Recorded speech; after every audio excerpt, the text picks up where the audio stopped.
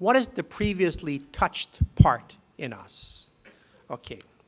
Well, if I asked you this question, what is the deepest part of your heart or soul or person? Okay. Well, usually we don't have a word for it. We call it our conscience. I don't particularly like that word because it's already got too much baggage as simply one part of us tells you what's right or wrong. No. There's something deeper. Let me start epistemologically. You know, we use that expression where someone says, this rings true. You know what I mean by that expression? Have you ever asked yourself, what does it ring true to? Do you have a little bell inside of you? You know, a little gong? Well, in fact, we do. Okay. It rings true to what? Well, it rings true to that previously touched part of you. As Ruth Burroughs would say, that's our mystical center. What is our deepest center? You have a wonderful psychiatrist or psychologist here at Harvard called Robert Coles, and he calls that our moral center. And Coles says the deepest loneliness we experience isn't physical or psychological or even sexual. Our deepest loneliness is moral. That's where you're searching for your soul mate. You know how today, it's a powerful question. Everybody wants, it's so hard to find your soul mate, which means somebody who meets your soul at that part. But what is that part? Okay. Well, I want to give you some images. I'll start with Henry Nouwen, who used to teach here at Yale. Henry Nouwen has a concept he called first love. Okay. What is first love? Well, Henry Nouwen said it's not the first time you fell in love. That's second love.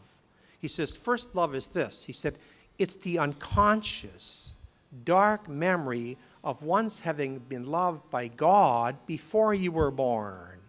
Get this? You were once loved by God before you were born. And we don't have a conscious memory of that. We have a dark, mystical sense of that. You're going to see that is the center of what mystics call the center of mysticism. That we don't think it, we can't articulate it, we can't even feel it, we just know it.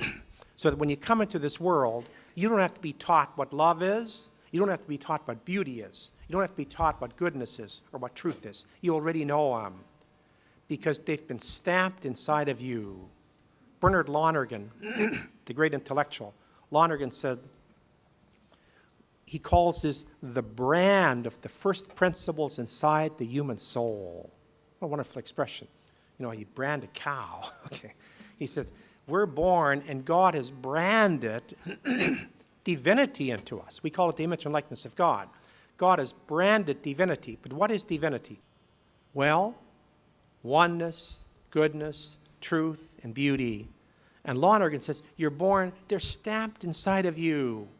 Nobody has to teach you what love is. The first time you meet it, you're already evaluating it because you've known perfect love.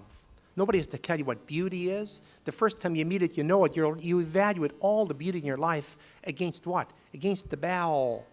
It's already inside of you. You've already experienced perfect beauty, perfect love, perfect goodness inside of God who made your soul. Okay? The mystics and the ancients, the mythologists, I love their image best of all. They call that the kiss of God inside of you. They say the last thing God does to a soul before God puts the soul in the body is God kisses the soul, and then during your whole life you unconsciously remember the kiss. So that when you receive your first kiss, you evaluate it against the perfect kiss. The first time you see beauty, you evaluate it against perfect beauty. First love, it's already been inside of you. See, you've already been touched. Nouwen says we have a deep unconscious memory of once having been handled and caressed by hands much gentler than we've met in this life. See, you've already been touched. You've already been branded. You've already been kissed. You've already been loved, and so on. And see, that's the deepest center part of our soul. Okay, that is our moral center. That is, it's at that place where all that's most precious to us lives, and our real lives. That's the place where we're looking for our soulmate. That's also the place of our deepest loneliness. Coles says much more than we're longing for somebody to sleep with physically or sexually, we're longing for somebody to sleep with morally. Looking for your soulmate. who can touch you there? Who can meet you at that place?